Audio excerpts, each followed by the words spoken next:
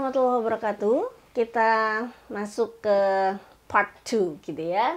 Kita bicara tentang reaksi emosi, pengembangan emosi, sesi kedua.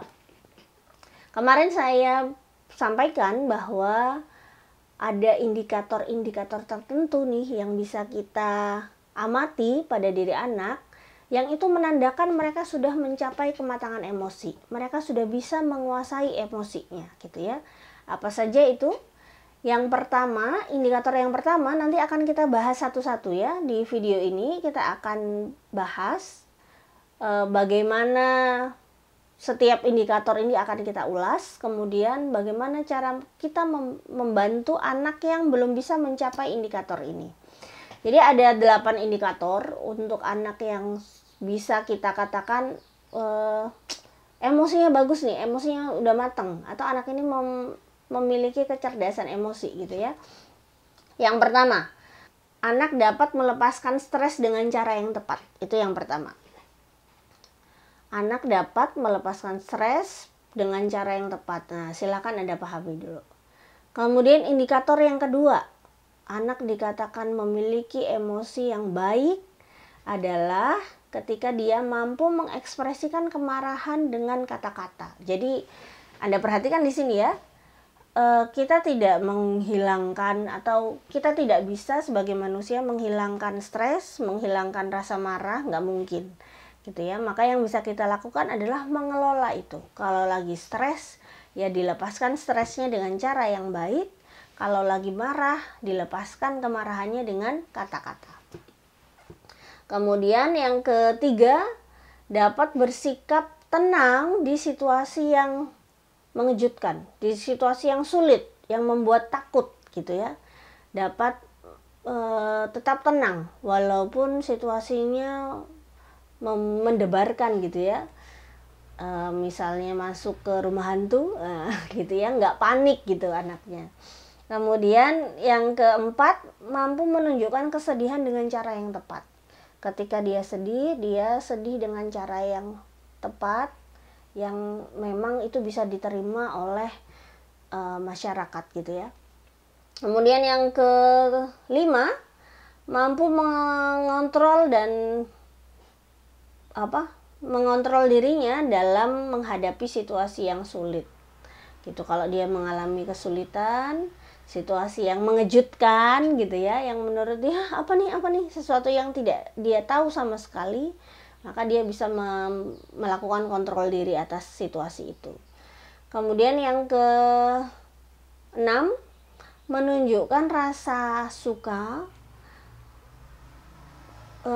rasa kasih sayang dan cintanya kepada orang lain gitu. Salah satu tanda anak memiliki perkembangan emosi yang baik adalah ketika dia mampu menyampaikan perasaan positifnya, rasa suka, kasih sayang, cinta kepada orang lain, bisa guru, bisa orang tua, bisa teman.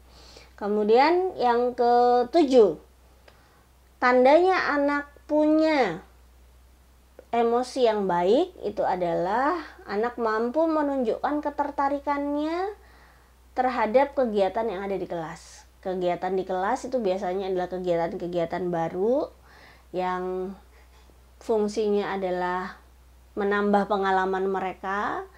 Ketika anak bisa menunjukkan ketertarikan dan perhatiannya mereka pada kegiatan-kegiatan yang ada di kelas, itu adalah sikap yang baik ya, emosi yang baik. Dan yang terakhir, anak bisa merasa bahagia gitu ya, banyak tersenyum, sering terlihat bahagia, enjoy gitu ya, gembira gitu. Itu adalah indikator-indikator dalam kematangan emosi. Oke, selanjutnya kita akan membahas satu persatu indikator-indikator ini. Yang pertama kita akan bahas tentang indikator bahwa anak yang memiliki emosi baik itu mampu melepaskan stres dengan cara yang tepat. Bagaimana itu? Kita akan melakukannya. Indikator yang pertama, anak mampu melepaskan stresnya dengan cara yang tepat. ini adalah bagaimana anak menghadapi distres gitu ya. Anak biasanya menunjukkan stresnya dengan cara apa? Anda pernah tahu anak yang stres? Biasanya mereka akan menangis, kemudian merengek, aku nggak mau, aku capek, misalnya gitu ya. Aku bosen gitu ya. Atau menunjukkan wajah yang sedih, nggak bersemangat gitu. Penyebab stres biasanya dikarenakan adanya macam-macam ya. Yang paling utama biasanya anak akan mengalami stres ketika dia berpisah secara fisik atau secara psikologis dengan orang yang dicintai. Ketika orang tuanya pergi bekerja misalnya, itu pasti anak berada pada titik stres ketika anak sedang ingin bersama orang tuanya tapi kemudian mereka harus berpisah. Atau anak merasa kesepian, itu juga perpisahan ya, perpisahan dengan orang yang dicintai karena ingin ditemani tapi ternyata nggak bisa gitu. Itu yang paling umum utama membuat anak stres.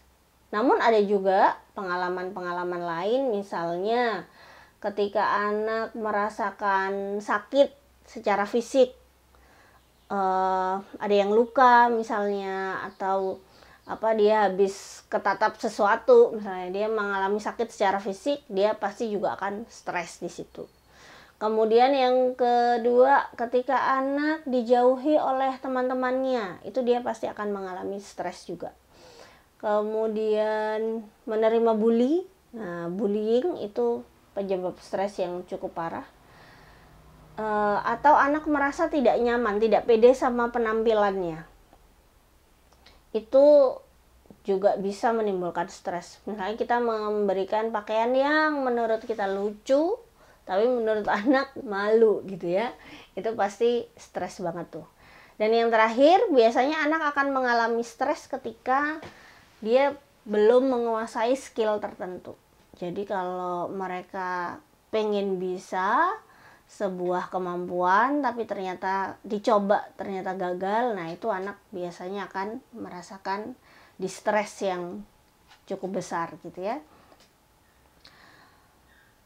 Saat merasa stres, anak akan merasa tidak nyaman, ada rasa kekecewaan dalam dirinya, dan dia akan merasa ditolak gitu.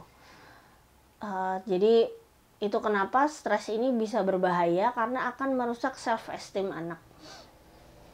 Orang dewasa sih biasanya nggak terlalu menaruh perhatian ya pada stresnya anak usia dini, karena anak usia dini itu emosi negatifnya banyak gitu. Kan kita bahas tadi, karena otak kanannya berkembang, jadi emosi yang bikin pengalaman-pengalaman yang bisa memancing emosi negatifnya banyak, nggak cuma di stres. Sehingga kadang orang tua atau orang dewasa, guru juga terkecoh gitu ya, mengabaikan distres ini juga. Nanti kalau udah selesai juga sembuh-sembuh sendiri gitu. Padahal apabila kita nih sebagai orang dewasa gagal dalam membantu anak mengelola distresnya, yang menjadi taruhannya adalah kepercayaan anak-anak sama kita. Ketika mereka sudah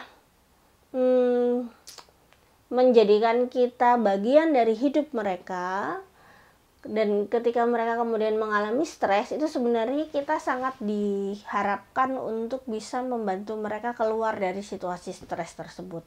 Kalau kita tidak bisa menangkap pesan itu dari anak-anak kan berharap seperti itu, tapi tentu tidak disampaikan ke kita karena mereka tidak tahu ya, tidak tahu bagaimana harus menghadapinya gitu, atau menyampaikan ke kita bahwa mereka butuh bantuan gitu. Kalau kitanya nggak peka nih, mengabaikan stres yang mereka rasakan gitu ya, maka yang itu menjadi penguatan bagi mereka untuk tidak mempercayai kita. Peran besar guru dalam pengembangan emosi anak adalah membantu mereka mengelola perasaannya, mengajarkan pada anak bagaimana cara mengendalikan perasaan. Jadi poin pada pengelolaan stres ini adalah kita sebagai guru harus mengakui atau menyadari bahwa anak-anak kita mengalami stres, memberitahu mereka bahwa kita tahu gitu ya, iya ibu mengerti nak, atau iya mama tahu nak kamu lagi nggak enak gitu ya. Dan tugas selanjutnya setelah kita memberikan penerimaan pada mereka, kita harus membantu mereka mengelola perasaannya. Tapi walaupun kamu nggak suka, kita harus selesaikan ini gitu. Bunda atau Bu Guru temani ya supaya bisa selesaiin bersama-sama misalnya gitu ya.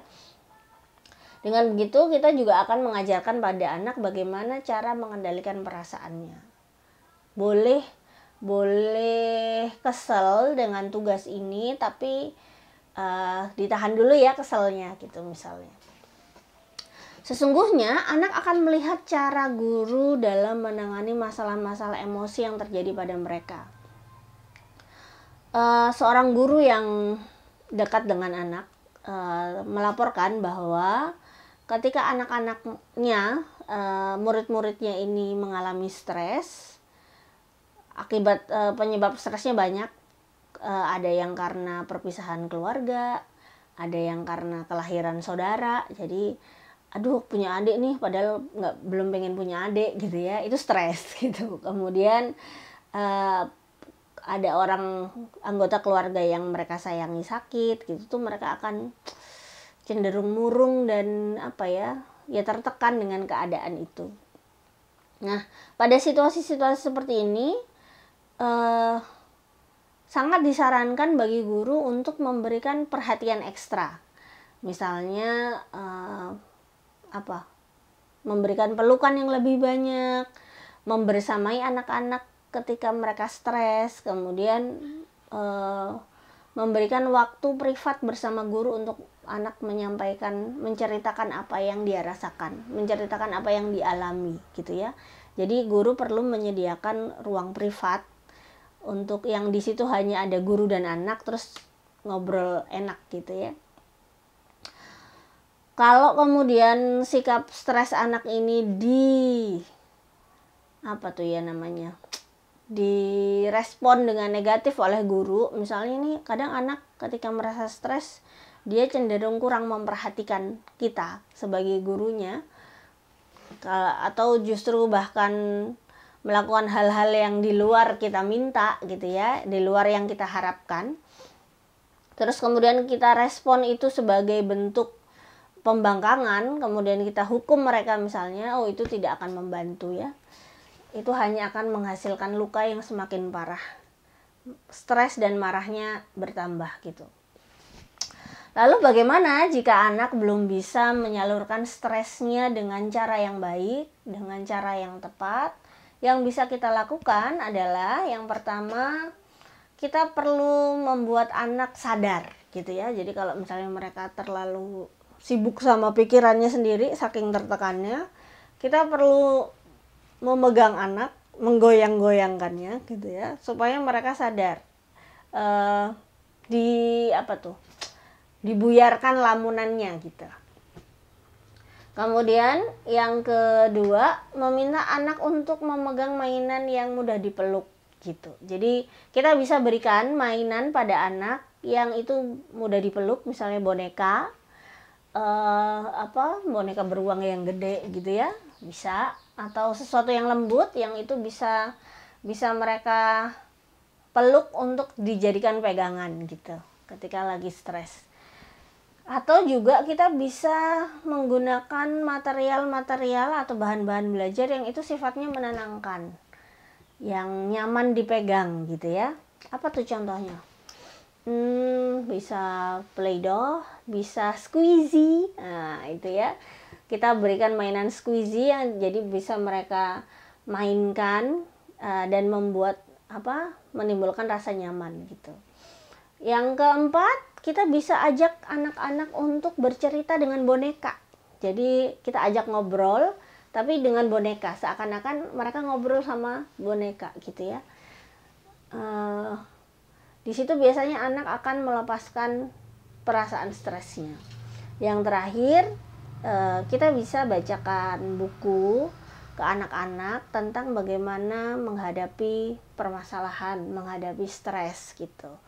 Ceritakan kisah-kisah yang menggambarkan anak lain mengalami stres dan apa yang mereka lakukan. Di situ biasanya anak akan terinspirasi dan merasa difahami. Itu indikator yang pertama. Indikator yang kedua adalah anak yang memiliki kematangan emosi biasanya mampu mengekspresikan kemarahan melalui kata-kata dibanding dengan fisik gitu ya, perilaku fisik. Kita tahu ini adalah salah satu aspek ini ya, pengalaman emosinya berupa kemarahan ya. Kalau tadi stres, sekarang berupa menghadapi kemarahan itu seperti apa. Kita tahu bahwa yang namanya kemarahan itu adalah emosi yang paling berpotensi merusak. Merusak itu maksudnya bukan merusak, ya merusak diri sendiri, tapi juga merusak lingkungan gitu. Karena orang marah bawaannya pengen menghancurkan sesuatu. Ngelempar ini, mukul itu gitu ya. Tentu kita tidak bisa menghilangkan marah. Marah itu alamiah. Kalau nggak marah malah bahaya gitu ya. Malah berpotensi sakit jiwa gitu. Jadi marah itu penting gitu. Tapi tinggal bagaimana kita mengelolanya sehingga bisa bisa keluar dalam bentuk respon yang tepat. Kita bahas dulu dari pengertian marah ya. Marah ini adalah perasaan yang muncul ketika fisik atau psikologis kita tertahan dari melakukan sesuatu. Biasanya kita muncul rasa marah. Kita mau mukul misalnya, tapi kemudian atau mau melakukan sesuatu nggak kesampaian ya. Kalau tadi saya contohkan, pengen anak usia dini nih, balita atau anak TKA, pengen nonton kartun. Tapi ternyata kartunya nggak ada. Akhirnya marah deh gitu. Gregetan gitu ya. Karena menginginkan itu tapi nggak bisa dicapai. Atau juga marah itu bisa dikarenakan anak melakukan merasa frustasi gitu. Atau ketika dia diganggu pribadinya. Jadi misalnya diejek, dihina gitu ya, dihina, kamu nggak bisa ya gitu misalnya, atau gimana gitu ya. Itu biasanya anak akan merespon, dia merasa direndahkan, maka anak akan merespon dengan kemarahan. Biasanya ketika marah, hati kita itu akan merasa sakit gitu ya, saking marahnya itu sampai hati kita merasa sakit, kita merasa kecewa. Kemudian kesal yang membuncah gitu, kesal yang sangat besar rasanya. Secara ekspresi emosi, wajah anak yang marah atau wajah kita kalau lagi marah gimana? Bisa digambarkan wajahnya merengut gitu, kemudian terasa panas, darah kita rasanya mendidih, otot-otot kita pun menegang, bahkan ada yang sampai saking marahnya giginya sampai ngepel gitu ya, sampai gemeretak gitu, dan biasanya matanya membelalak gitu ya, saking keselnya. Bahkan saking marahnya nih manusia, individu bisa rasanya itu ingin meledak gitu ya, ingin melakukan apapun yang bisa menghancurkan sesuatu, terutama pada objek penyebab kemarahan gitu. Lalu bagaimana cara mengelola kemarahan itu? Salah satu cara yang banyak digunakan dalam mengelola kemarahan adalah memverbalkan kemarahan itu. Pendekatan ini ada dua manfaat ya. Yang pertama, memberikan cara buat anak untuk melepaskan kemarahan dengan cara yang bisa diterima. Jadi kalau kita mengajarkan anak memverbalisasi kemarahan, itu sesungguhnya kita sedang memberikan senjata pada anak-anak kita, memberikan jalan keluar bagi anak-anak kita bagaimana caranya marah tapi bisa diterima gitu. Kemudian yang kedua, keuntungannya adalah buat kita nih sebagai guru. Karena kemarahan anak, ketika anak marahnya sambil ngomel aja, sambil pakai kata-kata ya, jadi artinya ngomel, sepanjang marahnya masih ngomel itu masih bisa dikendalikan oleh guru. Tapi kalau marahnya pakai fisik, pakai anarkis gitu ya, itu kan udah repot ya, repot kemana-mana, ruginya banyak gitu. Dengan pendekatan ini juga anak akan mampu memahami situasinya dan akhirnya mencari solusi atas masalah. Jadi kayak terjadi afirmasi gitu. Ketika kita lagi marah, terus kita menggambarkan kemarahan kita ngomel gitu ya. Omelan kita ini kan akan menjadi input buat telinga ya, yang kemudian akan memberikan informasi lagi ke otak gitu. Sehingga kita akan lebih bisa, omelan kita ini justru sebenarnya upaya kita mengurai permasalahan gitu. Kalau kemudian dari melalui omelan ini kita akan lebih bisa menganalisis masalahnya seperti apa, sehingga lebih paham terhadap situasinya dan akhirnya bisa mencari solusi enaknya gimana gitu. Ketika kemudian anak bisa menemukan solusi atas masalahnya, ini masuk lagi ya, akan meningkatkan self esteem-nya mereka. Dengan memberikan latihan pada anak untuk mengontrol kemarahan dari dalam dirinya, akan membantu kemandiriannya mereka di masa depan. Kita tahu kalau misalnya anak sudah terbiasa nih, kita latih untuk memverbalkan kemarahannya, itu adalah bentuk kontrol diri internal kan. Nah, ketika mereka sudah terbiasa melakukan kontrol diri internal ini, maka itu akan berdampak baik untuk masa depan mereka. Kalau mereka tidak akan bergantung pada orang dewasa untuk menenangkan mereka. Anak-anak bisa belajar menenangkan diri sendiri, atau ketika mereka nanti sudah dewasa, mereka sudah bisa caranya menenangkan diri sendiri ketika marah, karena tidak perlu disadarkan oleh orang dewasa lagi gitu. Kontrol dirinya udah internal. Apa yang terjadi kalau kontrol dirinya eksternal? Selalu saja ketika marah orang dewasa harus menenangkan mereka. Kalau nanti mereka tidak bersama orang dewasa lagi, mereka tidak akan bisa mengendalikan dirinya. Mengekspresikan kemarahan lewat kata-kata tidaklah mudah pada awalnya ya, namanya juga anak usia dini ya, otak kanan yang berkembang, otak kanannya masih sangat dominan. Terlebih lagi latihan marah lewat verbal ini menjadi sangat tidak mudah karena skill komunikasi anak juga masih sangat terbatas gitu. Kapan kemudian kita bisa mengajarkan anak untuk marah lewat ngomel aja gitu ya? Nah, ini biasanya ketika anak sudah bisa bicara, sudah bisa berkomunikasi secara baik. Nah, itu biasanya kita bisa mulai di usia kurang lebih 3 tahun ya. 3-5 tahun itu adalah masa belajar buat anak-anak, belajar untuk mengkomunikasikan perasaan mereka gitu. Pertanyaannya, bagaimana cara memulainya gitu? Bagaimana cara memulai untuk mengajarkan anak marah dengan kata-kata atau ngomel tadi? Yang pertama, jadikan diri kita model. Itu adalah kunci gitu ya.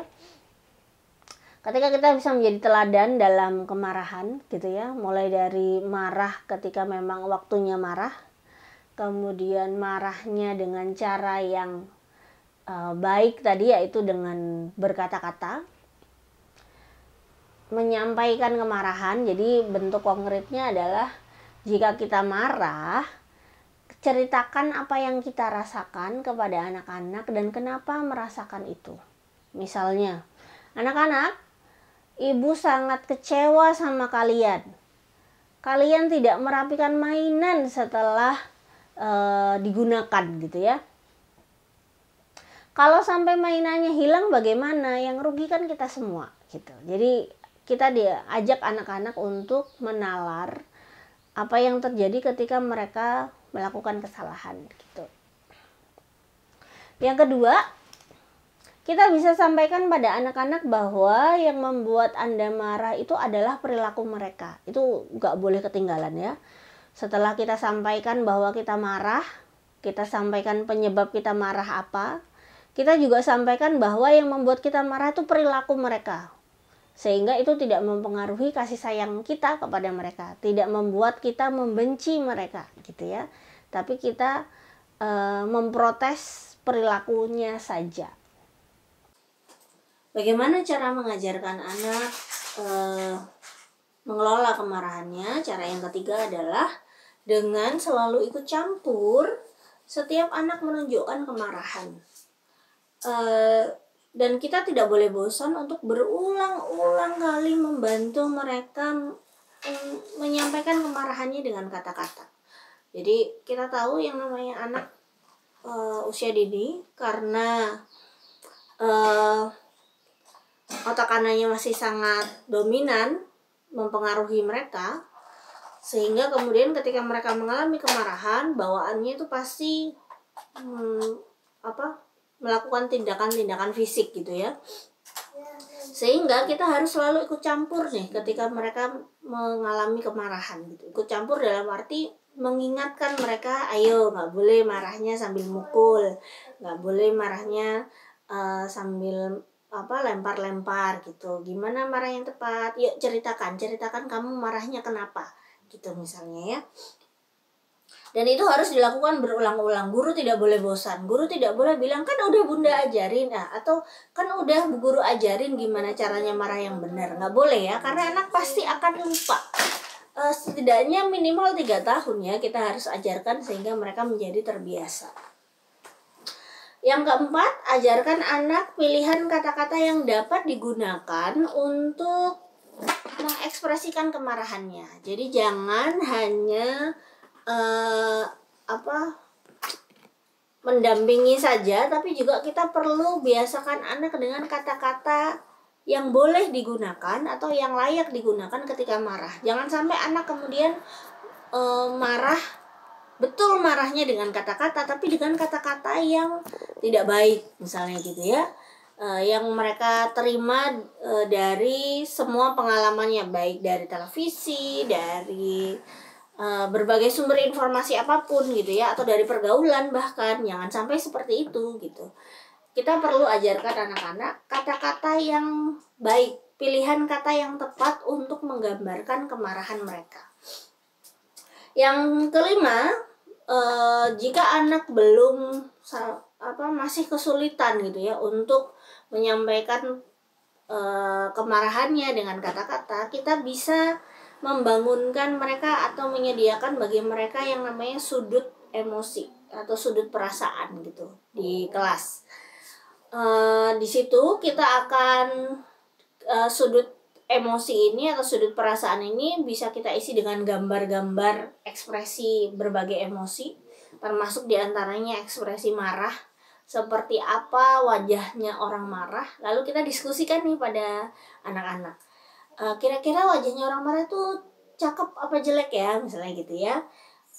Mau nggak wajahnya seperti ini misalnya gitu. Itu membantu anak untuk setidaknya memiliki gambaran kalau mereka marah, mereka akan menunjukkan wajah yang mengerikan dan menakutkan gitu. Selanjutnya, dalam kemarahan biasanya identik dengan agresi. Nah, kalau tadi bilang kontak fisik ya, kontak fisik dalam arti ekspresi kemarahan yang berbentuk fisik itu biasanya diistilahkan dengan istilah agresi gitu. Agresi ini bukan emosi teman-teman, tapi dia adalah lebih ke ekspresi dari kemarahan gitu. Individu yang tidak belajar bagaimana mengelola kemarahannya akan jatuh pada perilaku agresi ini. Jadi kalau marahnya membuncah, biasanya anak akan sangat tergoda untuk melakukan tindakan agresi. Bentuk agresi di dalam kelas bisa macam-macam. Bisa memukul, bisa juga menggigit, bahkan menggigit temannya gitu ya, melempar benda ke arah siapapun gitu ya. Kemudian bisa juga dengan mengata-ngatai sesuatu, mengerikan sekali. Kemudian berkelahi gitu ya. Itu bisa terjadi ketika anak sedang mengalami marah dan jatuh ke level agresi. Bagaimana menghadapi anak yang mengalami agresi? Yang pertama bisa kita lakukan adalah mengarahkan energi agresinya pada hal lain. Jadi ketika anak ingin marahnya sudah sangat besar dan dia ingin menghancurkan sesuatu, kita tidak perlu bilang gak boleh gitu, enggak ya, tapi kita perlu arahkan itu energinya udah di ujung gitu ya, sehingga udah gak mungkin mundur lagi. Maka yang bisa kita lakukan adalah mengarahkan energi itu pada kegiatan-kegiatan yang lebih positif. Misalnya kalau dia pengen melempar sesuatu ya kita arahkan, misalnya diajak melempar bola ke tujuan misalnya gitu ya. Atau kalau dia ingin memukul ya kita persilakan anak untuk meninju samsak misalnya, jadi latihan tinju gitu. Bisa. Kemudian yang kedua, kita bisa memangku anak yang sedang marah. Kita peluk gitu ya, kita peluk dan kita pangku sehingga amarahnya mereda. Yang ketiga, boleh juga kita bacakan buku bagaimana caranya mengelola kemarahan gitu. Cara yang kedua atau indikator kedua, bagaimana anak-anak menangani atau kemarahan agar supaya kemarahannya itu terekspresikan dengan kata-kata dibanding dengan agresi.